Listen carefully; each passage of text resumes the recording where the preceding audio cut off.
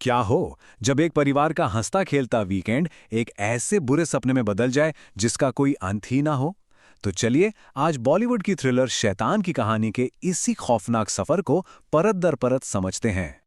सोचिए, फिल्म का विलन बस ये एक लाइन बोलता है और सुनने वाले की रूह कांप जाती है। ये कोई मामूली डायलॉग नहीं है, ये उस शैतानी खेल का ऐलान है जो इस पूरी कहानी की नींव है और जो पहले ही पल से बेचैन कर देता है। तो कहानी शुरू होती है कबीर और उसके परिवार से। सब कुछ बिल्कुल नॉर्मल है। एक आम परिवार है जो वीकेंड पे अपने फार्म हाउस जा रहा है, पर उन्हें इस बात का जरा भी अंदाजा नहीं है कि रास्ते में एक छोटी सी मुलाकात उनकी जिंदगी को हमेशा के लिए बदलने वाली है। अब होता क्या है, वो एक मामूली से ढाबे पे रुकते हैं और यहीं पे डर के पहले बीज बोए जाते हैं। एक अजनबी जिसका नाम है वनराज पहले तो छुट्टे पैसे न होने पर मदद का दिखावा करता है, लेकिन फिर वो उनकी टेबल पर आकर बैठ जाता है, उनकी निजी बातों में दखल देता है और जाते जाते बेटी जानवी को एक लड्डू देता है। बस यहीं से माहौल में एक अजीब सी टेंशन घुल जाती है। इसके बाद कहानी पहुंचती है परिवार के फार्म हाउस पर, एक ऐसी जगह जो उनकी अपनी है, जहां वो दुनिया से कटकर सुरक्षित महसूस करते हैं, या उन्हें ऐसा महसूस करना चाहिए था। लेकिन वो खतरा, वो अजनबी उनका पीछा करते हुए वहां भी आ पहुंचता है। यहां देखिए कितना बड़ा फर्क है। एक तरफ परिवार है जो सुकून और प्राइवेसी के लिए शहर से दूर आया है, और दूसरी तरफ है वनराज जो फोन की बैटरी डेड होने जैसा एक छोटा सा बहाना बनाकर उनके घर में, उनकी सेफ स्पेस में घुस आता है। बस उसी पल उनकी सुरक्षा का वो एहसास चकनाचूर हो जाता है। और अब दिमागी खेल खत्म होकर असली खौफ शुरू होता है। अब ये समझ आता है कि वनराज का असर सिर्फ बातों का नहीं है, ये कुछ और ही है, कुछ ऐसा जो हमारी आपकी समझ और साइंस से बिल्कुल परे है। इस खेल को समझने के लिए इस एक शब्द को समझना जरूरी है, वशीकरण। ये एक तरह का हिप्नोटिक कंट्रोल है जिसमें एक इंसान की अपनी मर्जी, अपनी इच्छा शक्ति पूरी तरह से खत्म हो जाती है और वो किसी दूसरे के काबू में आ जाता है। और अब जानवी उसकी कठपुतली बन चुकी है। अब देखते हैं कि वनराज का कंट्रोल कितना भयानक है। उसका पहला वार जानवी के इमोशंस पर होता है। वो उसे हुक्म देता है कि वो अपने बॉयफ्रेंड से रिश्ता खत्म कर दे, और जानवी अपनी मर्जी के खिलाफ रोते बिलखते फोन पर अपने रिश्ते को तोड़ देती है। ये सिर्फ एक ब्रेकअप नहीं है, ये इस बात का पहला भयानक सबूत है कि अब जानवी का खुद पर कोई कंट्रोल नहीं रहा। इसके बाद हैवानियत एक कदम और आगे बढ़ती है। वनराज जानवी को हुक्म देता है अपने ही पिता पर हाथ उठाने का, एक ऐसी हरकत जिसके बारे में सोचना भी किसी भी बच्चे के लिए नामुमकिन है। और जब जानवी का हाथ अपने पिता पर उठता है, बस उसी पल परिवार को यह एहसास हो जाता है कि उनका सामना किसी मामूली इंसान से नहीं बल्कि एक शैतान से हो रहा है। उनका डर अब लाचारी और दहशत में बदल चुका है। और ये टॉर्चर का सिलसिला रुकता नहीं है, बल्कि और भी ज्यादा बेरहम होता जाता है। जानवी को जबरदस्ती चाय की पत्ती खिलाई जाती है, पूल में अपनी सांस रोकने को कहा जाता है, और तो और अपने ही छोटे भाई को चोट पहुंचाने के लिए मजबूर किया जाता है।